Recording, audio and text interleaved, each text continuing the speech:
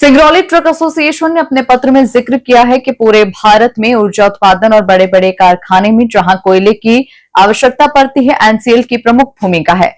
कोल India की तरफ से एनसीएल में बार बार नीति परिवर्तन यहां के खुदरा विक्रय कोयला के ट्रांसपोर्टर और ट्रेडिंग के व्यवसाय को खत्म कर रहा है।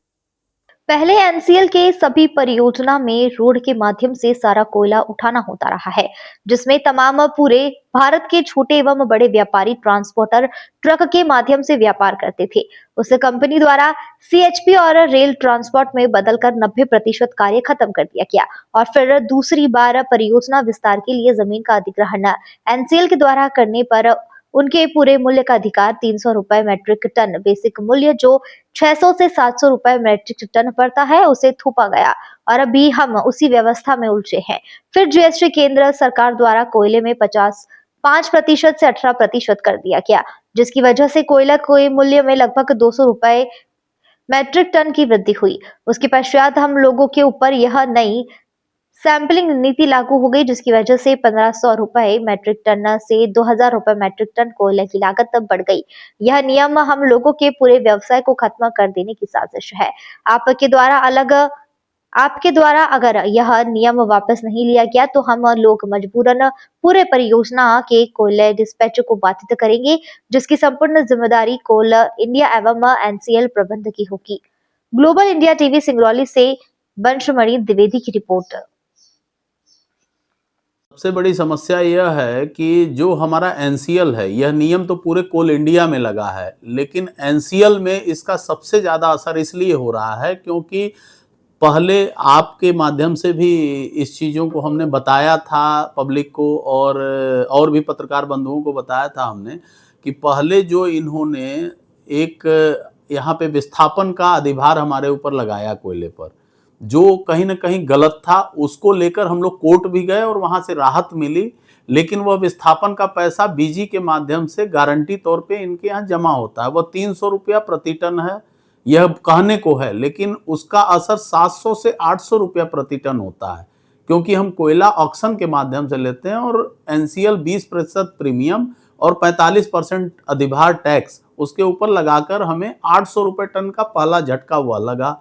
फिर दोबारा पूरे भारत में जीएसटी रिफॉर्म हुआ, जीएसटी 2 आया। जीएसटी 2 में सबसे बड़ा नुकसान रॉ मटेरियल होल्डरों को हुआ, चाहे वह कागज हो, चाहे वह कोयला हो, कुछ भी रॉ मटेरियल है उसकी जीएसटी बढ़ा दी गई। अब कोयले में जीएसटी 5% थी, वह 18% गवर्नमेंट के द्वारा कर दी गई। 400 रुपये प्रति टन शेष लगता था, उसको कंपोजिशन करके कंबाइंड करके जीएसटी के साथ 18% कर दिया गया, जिसका असर यह हुआ कि 200 रुपया 175 रुपया टन तत्काल हमारा कोयला फिर महंगा हो गया। अगर आप रॉ मटेरियल का रेट ऐसे ही बढ़ाते जाएंगे तो देश में महंगाई दर कम कैसे होगा? यह लोगों को घुमाकर झटका देने वाली बात है। फिर यह तीसरा सबसे बड़ा भ्रष्टाचार का एक नियम यह आ गया कि जो प्राइवेट कंपनियां हैं, जो प्राइवेट माइनिंग कर रही हैं, यह उनको बढ़ावा देने के लिए और कोल इंडिया जो मिनी रतन कंपनी है उसके प्रॉफिट को घटाने की बहुत बड़ी कोल इंडिया के कुछ कर्मचारियों की साजिश है, जिसको लेकर हम लोग इसका विरोध कर रहे हैं। इस साजिश के तहत हमारा सबसे बड़ा नुकसान यह है कि 1500 से लेकर 2000 रुपया प्रति टन हमें एक्स्ट्रा फिर कोयले में देना पड़ेगा, और वह ऐसा पैसा होगा जो हम जिस व्यापारी को कोयला बेचेंगे वह व्यापारी हमें वापस नहीं करेगा। वह एज ए गारंटी एक नई पूंजी हमको एनसीएल में बीजी के माध्यम से या नगद के माध्यम से देना पड़ेगा।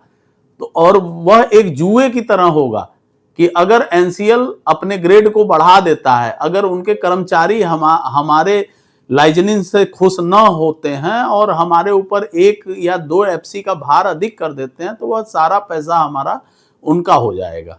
तो यह व्यापारिक नीति कहीं ना कहीं हमारे व्यापार के लिए और इस देश के लिए भी गलत है।